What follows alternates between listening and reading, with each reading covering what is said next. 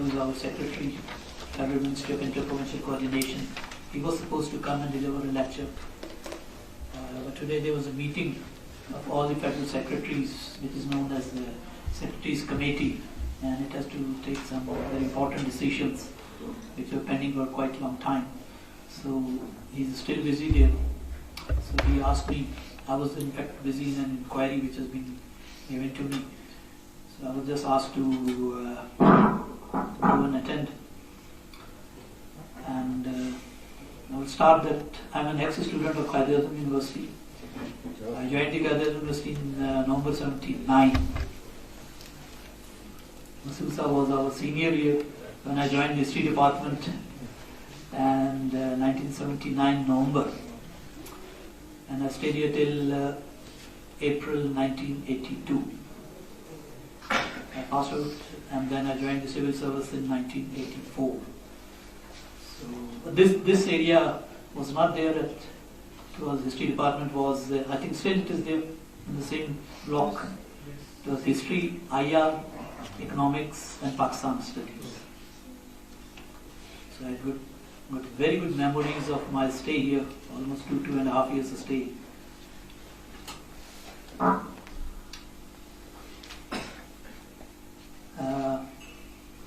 Honorable guests,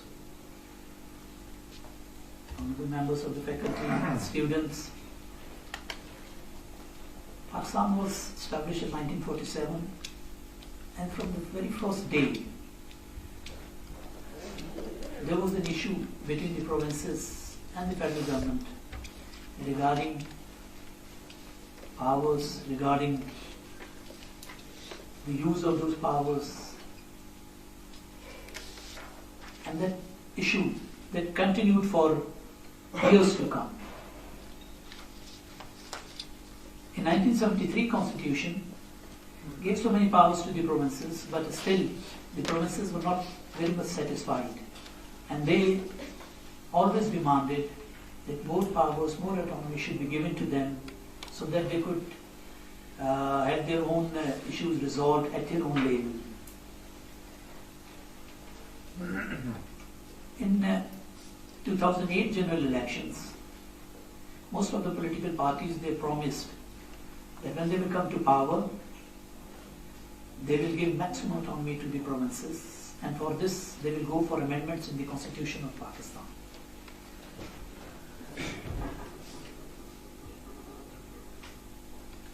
So in 2008, when the People's Party government came to power, the then National Assembly and the then government, they decided to amend the Constitution by bringing the 18th Amendment in the Constitution. And this 18th Amendment in the Constitution has virtually redefined the relationship between the federal and the provincial governments. The 18th Amendment includes a total of 1 or 2 amendments in various sections, articles of Constitution of Pakistan. Either they have been amended, or they have been substituted, or they have been added or deleted. There was a concurrent legislative list also in the Constitution, which has been abolished. And the government then decided to give their legitimate rights to the provinces so that they could govern their own affairs and they could manage their own matters, especially the natural resources.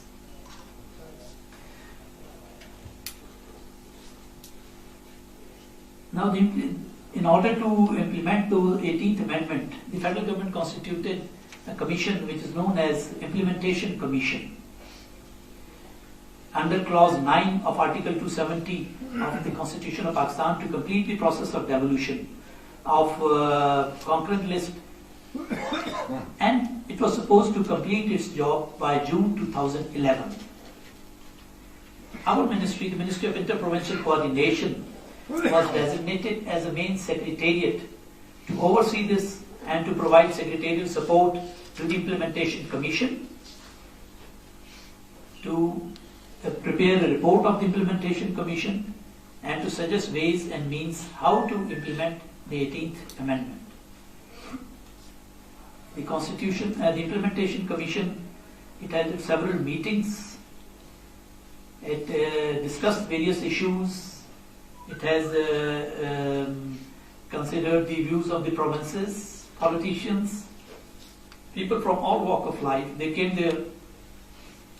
They studied their financial, administrative, legal issues, international issues, implications which would come, because we are going to make some drastic changes.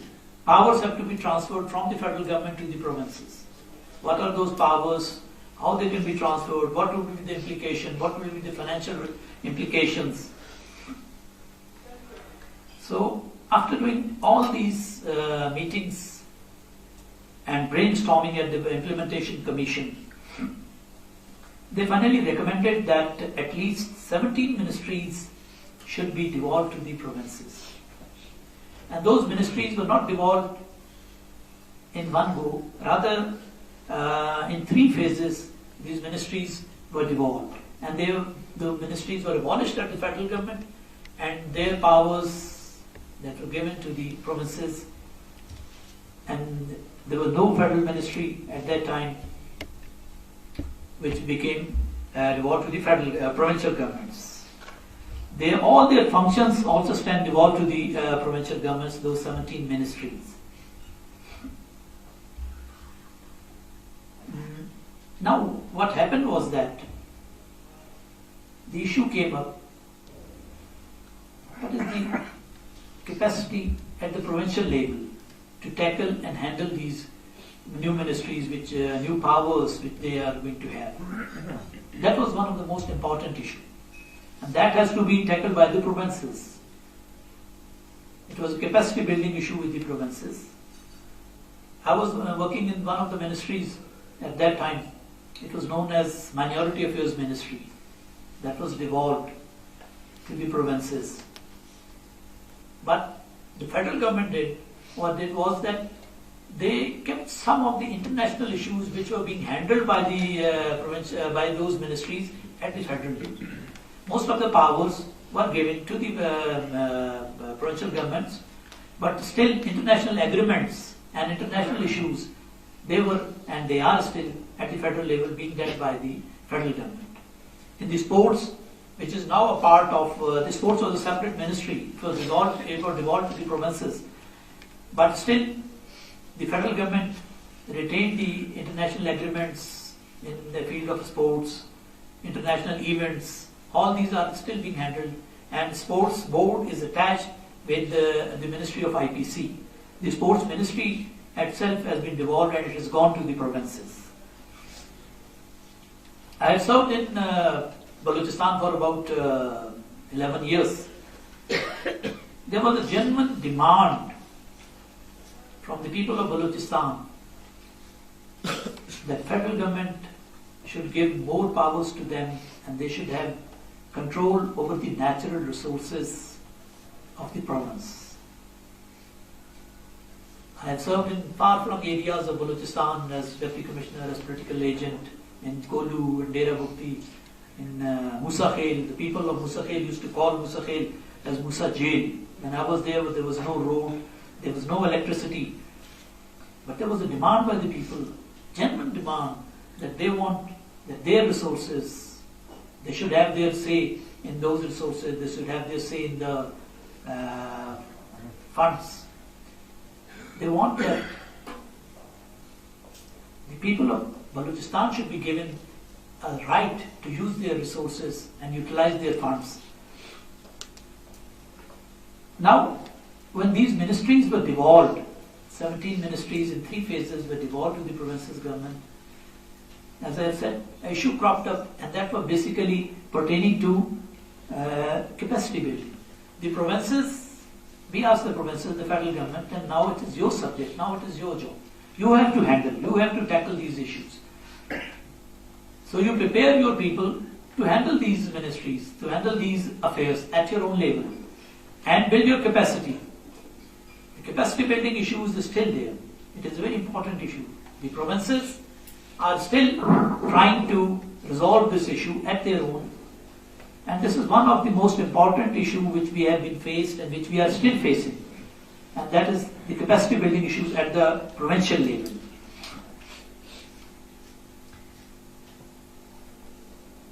devolution can be successful unless and until the provincial governments are able to deliver and are able to actually handle the issues.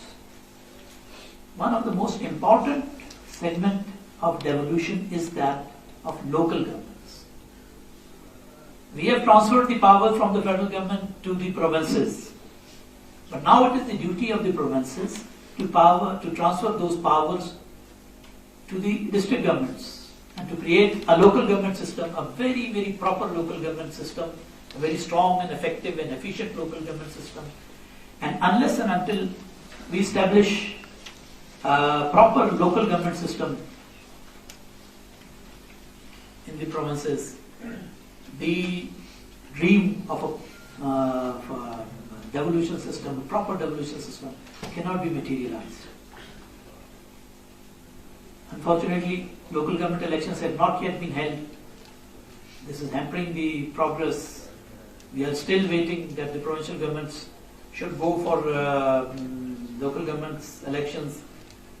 And when there will be local government elections, I assure you that the things will come into proper shape and the devolution system would properly be working. We have seen those devolution in Western countries, in other countries, even in India, in other countries. The most important thing is that they are working because they've got a very, very strong local government system. Still, we do not have this system in our country. Some of the provinces are ready to go for local government elections. Some of the provinces, I hope that by next year, will be completing the local government system, and then we will be in a position to say that we have completed the devolution system. The federal government has devolved those ministries, but for the sake of maintaining international issues, we have created certain ministries at the federal level. Health Ministry has again been created, but not in the same shape. There are issues, there are protests from the provincial governments who used to say that, especially from the smaller provinces, Balochistan and KPK, that why the federal government has created Ministry of Education once again, Ministry of Health once again. The reason is that when we used to go and talk with the donors, they are of the view that in their system, they cannot talk to the provinces. They have got a proper system to talk with the federal government and federation. I worked in the health ministry. It was some EPI program and some other health programs were with us in the Ministry of ITC.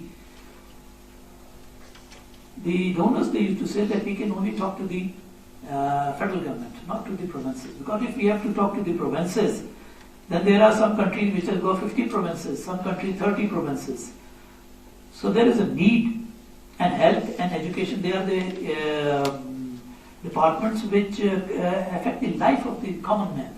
So they said that there should be, they were also of the view that there should be at least one federal entity at the federal level with whom we can talk. Education is the primary responsibility. It has been enshrined in the Constitution of Pakistan that education is the right of the people of Pakistan. So that's why a federal education ministry was also created and has been established, but it deals only with international issues. The rest, all the education issues, they are with the federal government. Simply, the health ministry has been created, but they deal only with international agreements. And rest, all the issues, they rest with the provincial governments. They are absolutely free to frame their own policies. They are absolutely free to implement those policies at the provincial level.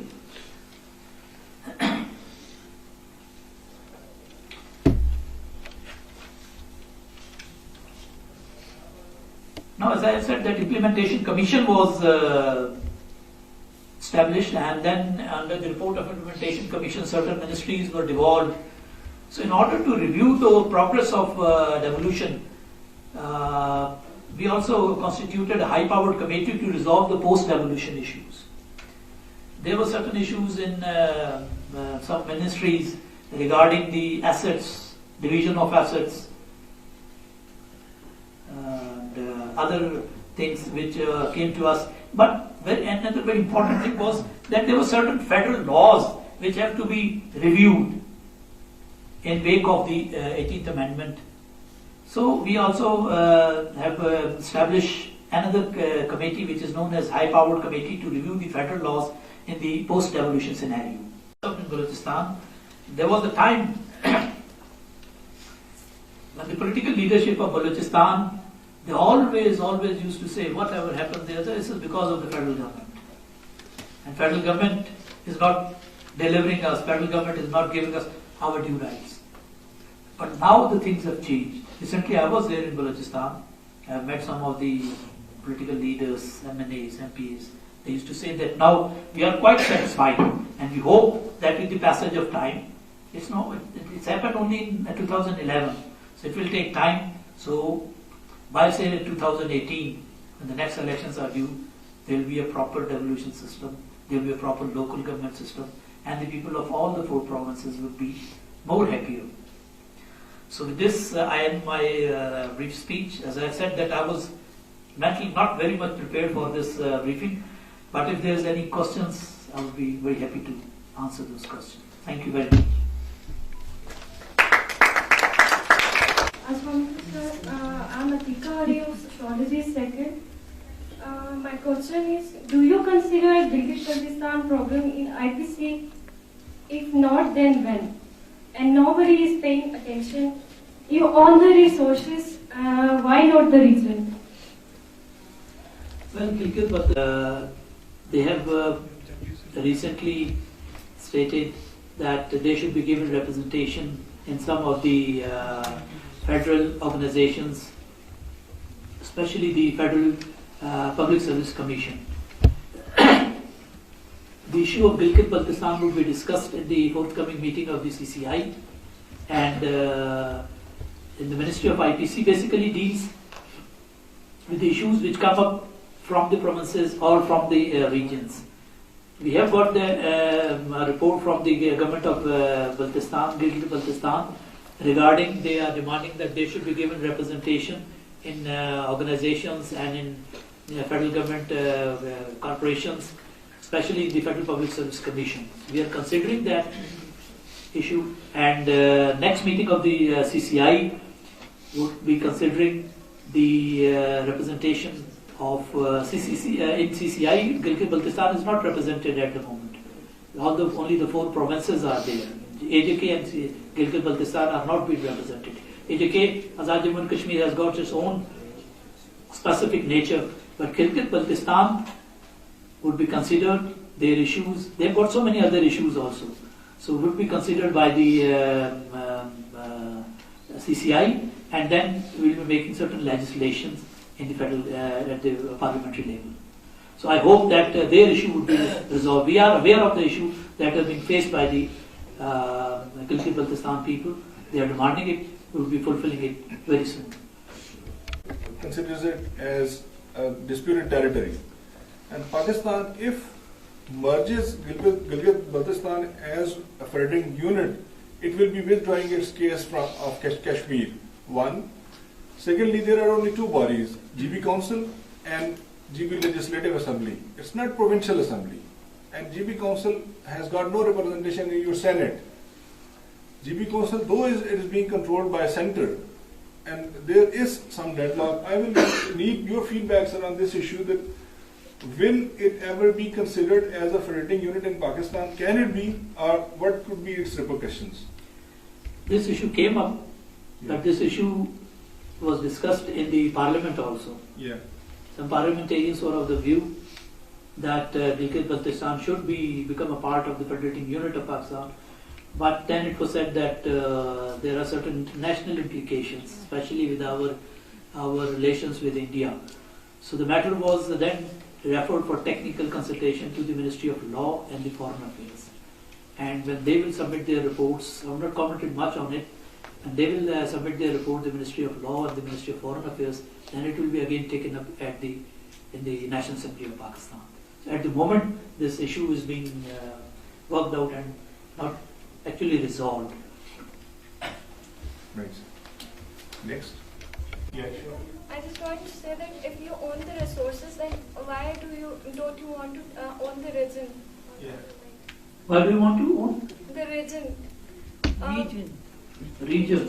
So Gilgit-Baltistan region. Yeah, international implications. So keeping in view those implications and those issues, which could crop up at some international level, the matter was referred to the Ministry of Foreign Affairs and the Law Ministry. So as soon as their report will come up, we will discuss it. Sir.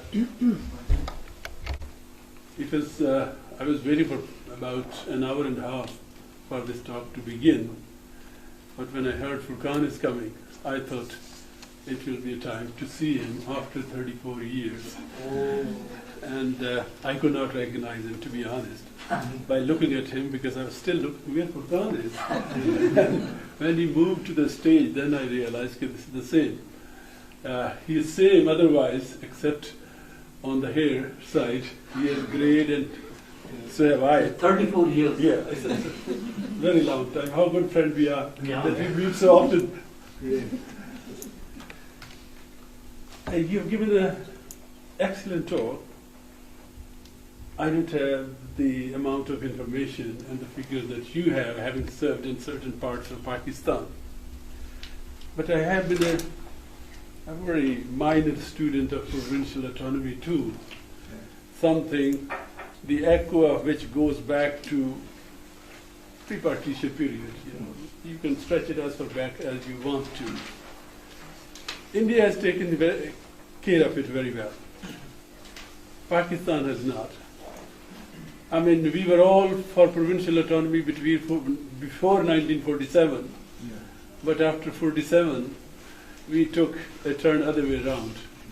I mean, 1956 Constitution was improvement on the 1935 Act, which we adopted in so many ways. More subjects were given to the province.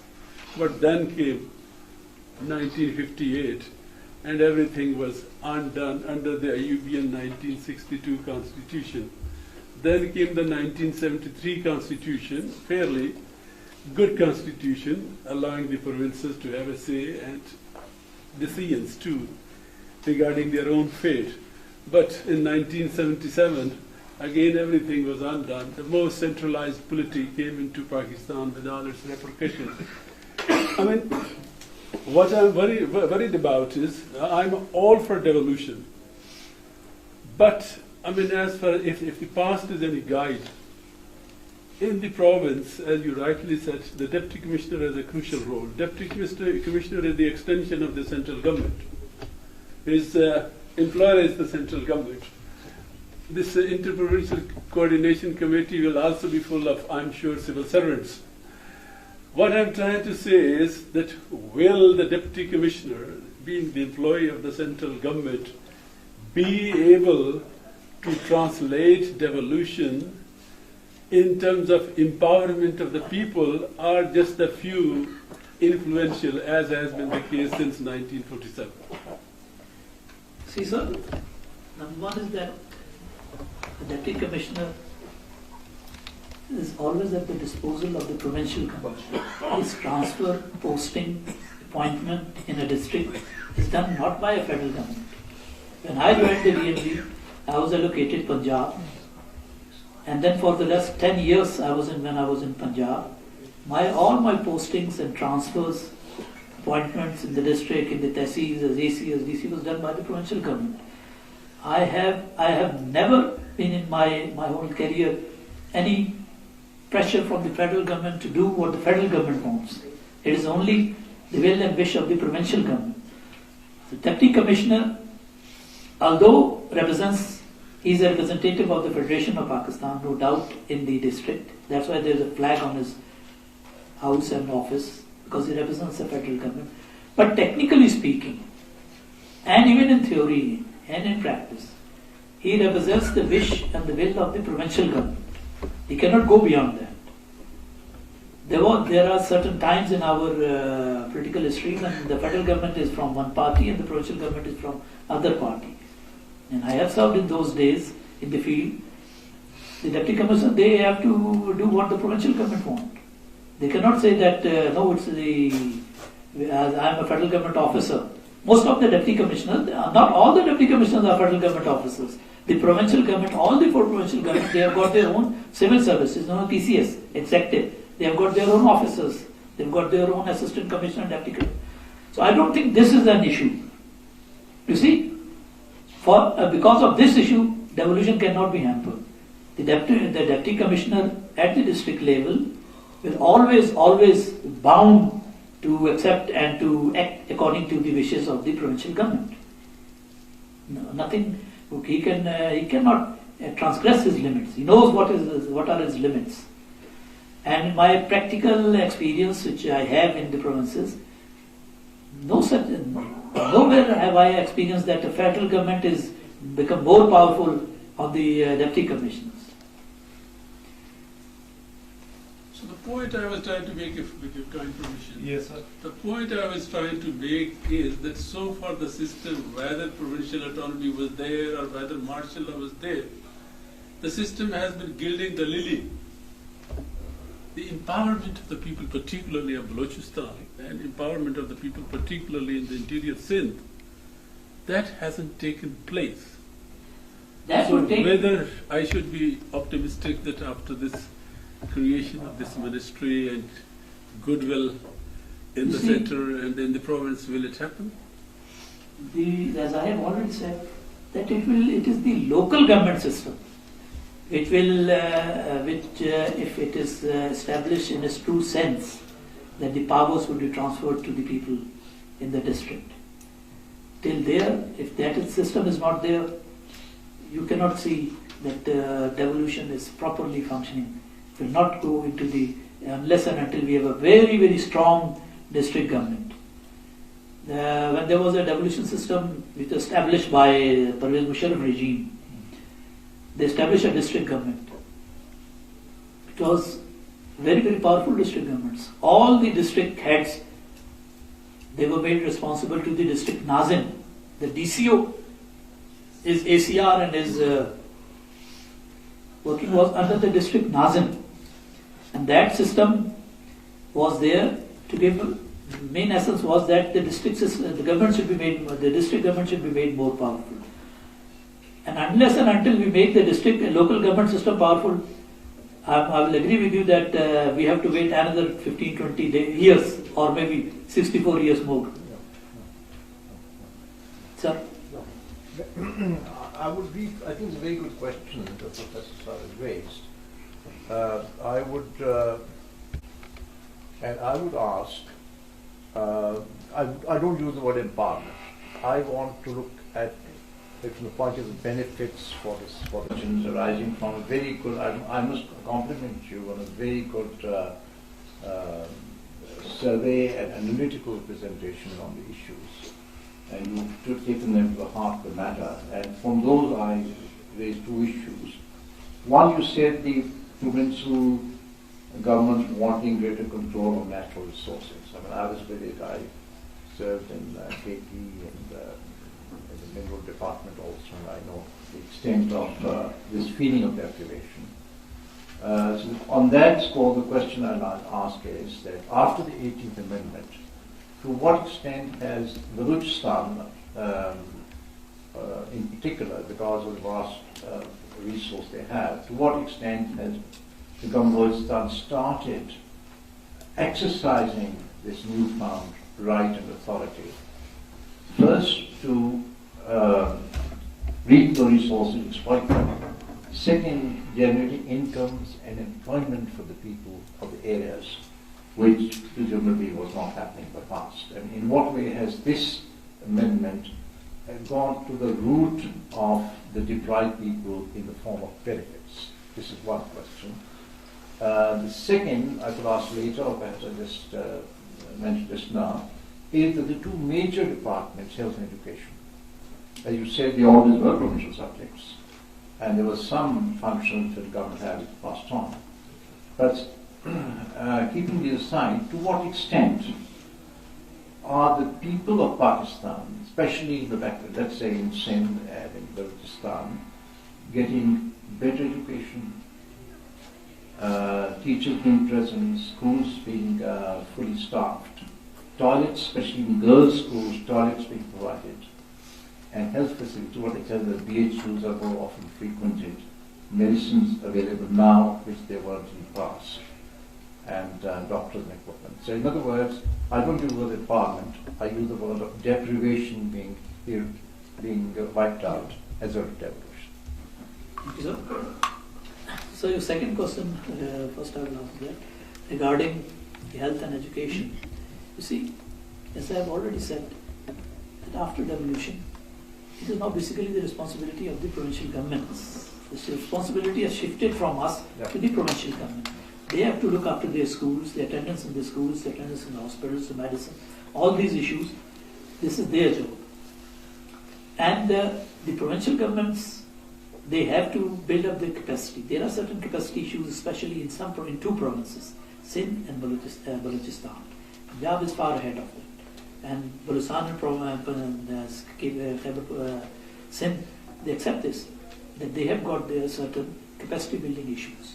So these issues have to be overcome to make sure that this system of local government, this system of devolution is working there.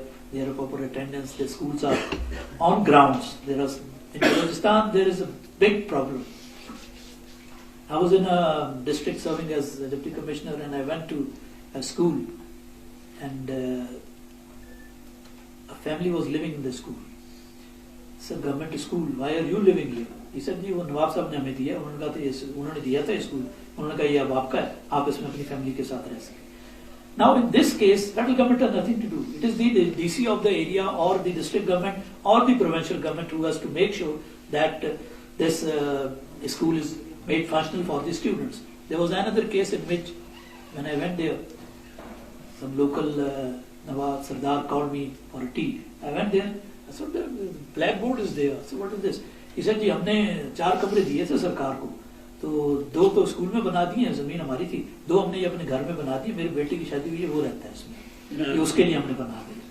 अब ये these are the issues which have to be tackled only by the provincial governments, not the federal government.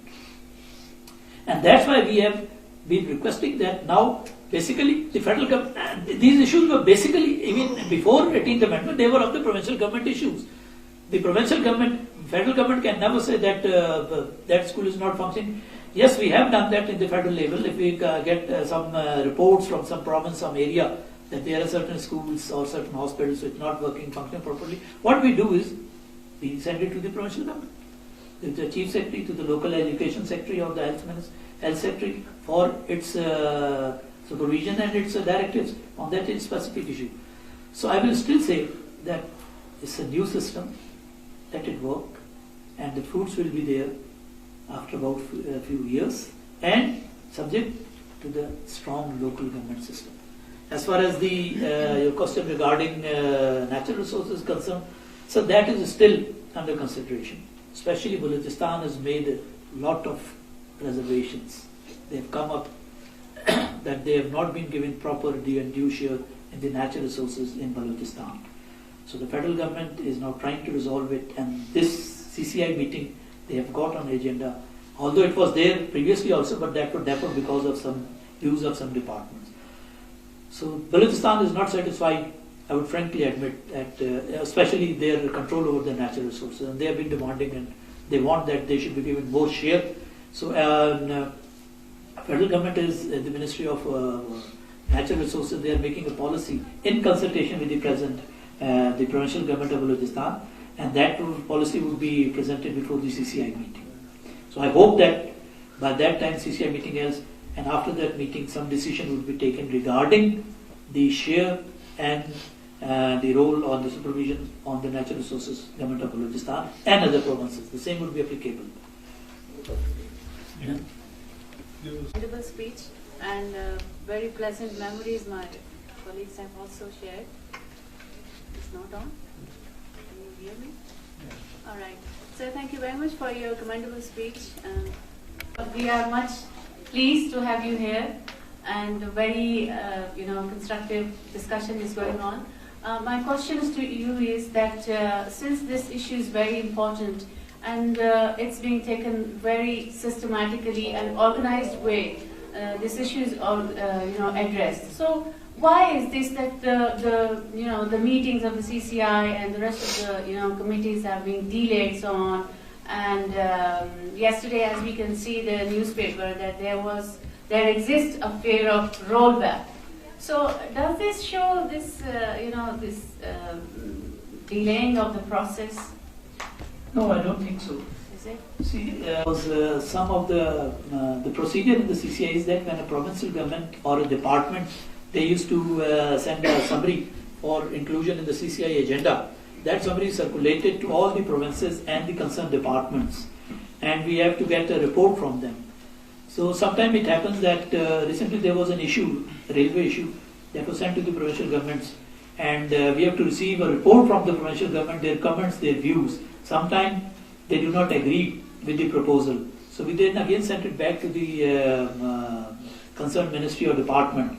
So that's why they are being delayed. But CCI is a very, I still maintain that is a very important instrument which we decide amicably all the issues. The last CCI meeting, I attended that meeting, most of the issues, all the provinces, they decided it. Even when there was Government of People's Party in the federal level and Punjab government was run by Muslim League.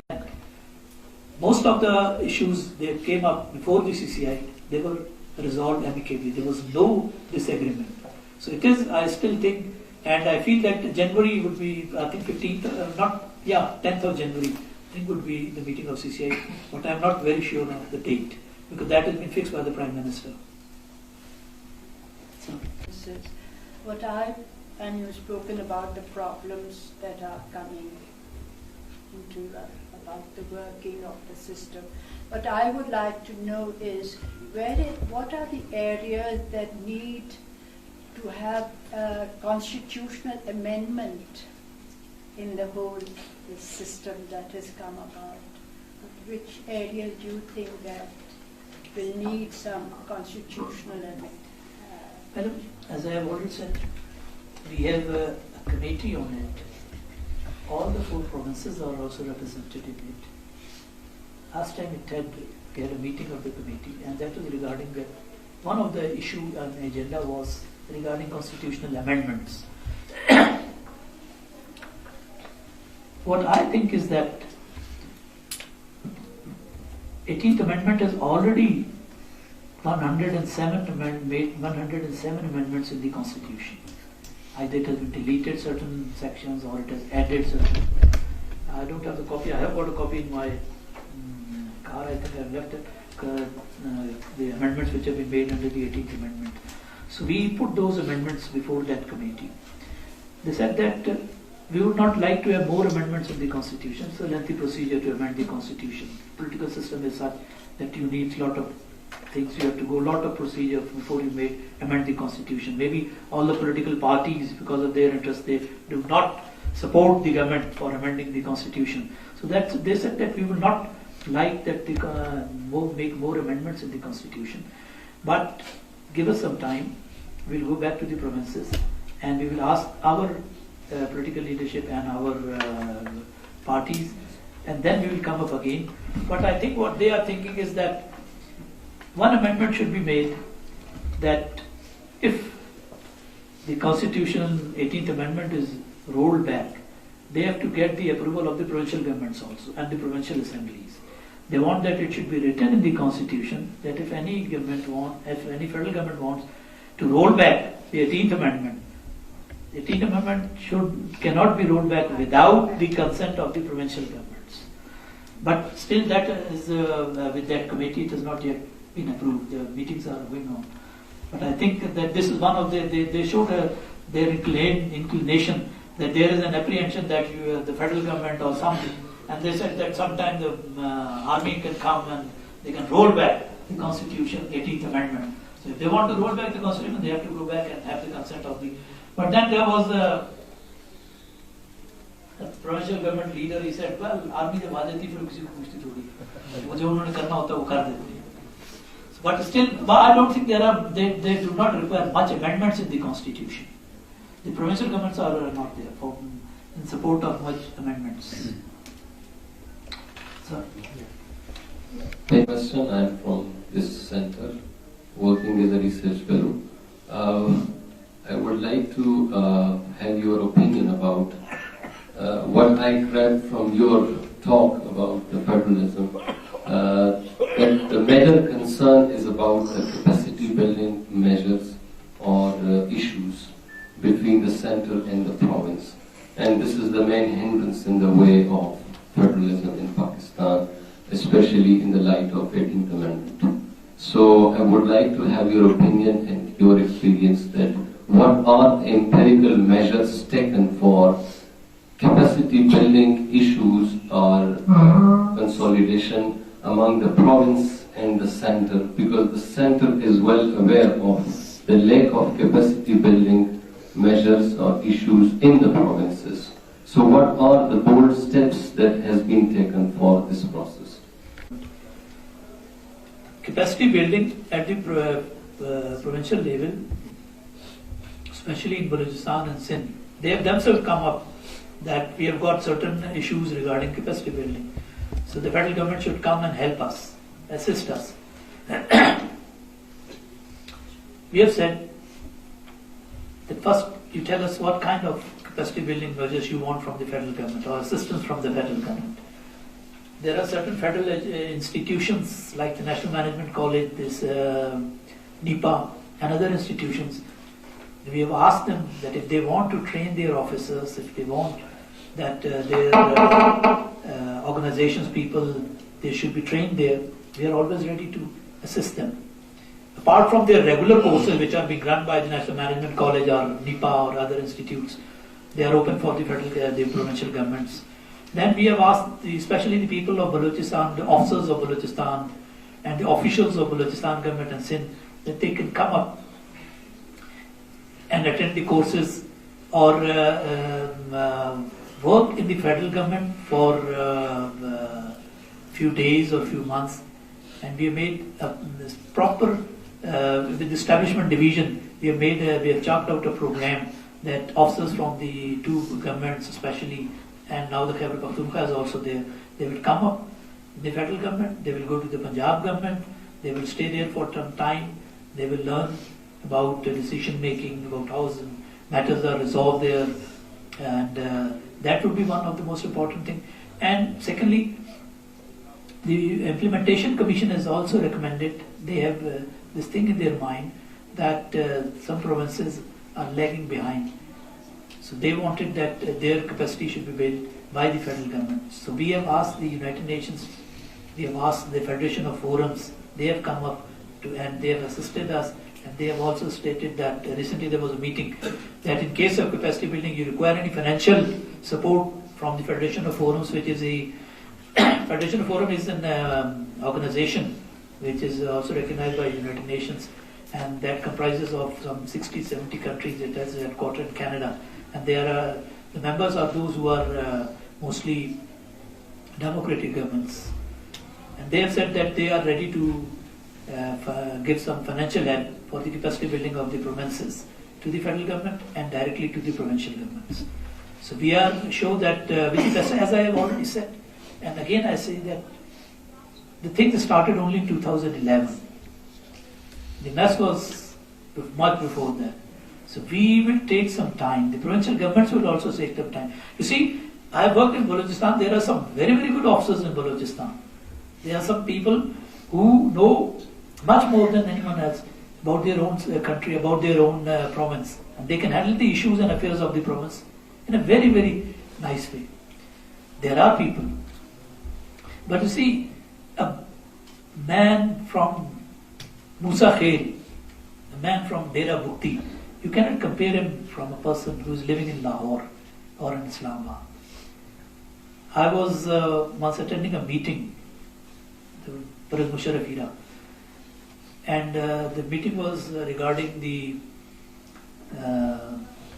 distribution of water pumps, and the chairman who was presiding over that meeting, he said, "Oh यार बलूचिस्तान में तुम्हारे जिले की आबादी कितनी है?" मैंने कहा मुसा खेल की शहर की आबादी, टोटल जिले की आबादी 1 लाख से कम है, 1 लाख से कम उसकी आबादी है, और उसमें बाज जो विलेजेस जिनके हम नाम लेते हैं उनमें से किसी की आबादी 500 है, किसी की 300 है, किसी की 400 है।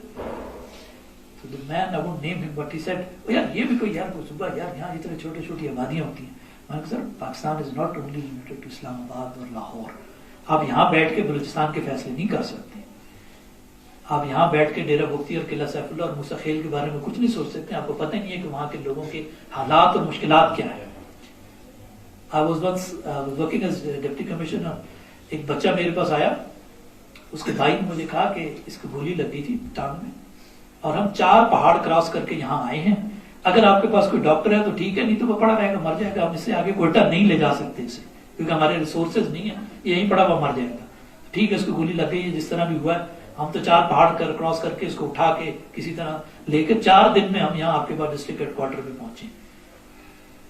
सो the problems which are being faced by Balochistan or Khyber Pakhtunkhwa are entirely different from which have been faced by people living in Lahore or Islamabad. Pakistan is not Lahore only, limited to Lahore or Islamabad or Karachi.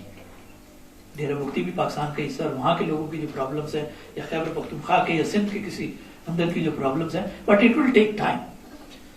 So let's hope, as I have said, that after a few years we will be able to get the fruits of devolution as we have worked in other countries. Thank you. मेरा question है कि जैसा कि अभी centre ने जो है सारी रिस्पॉन्सिबिलिटी अपनी अदा कर दी कि 17 मिनिस्ट्री जो है सूबों को देगी.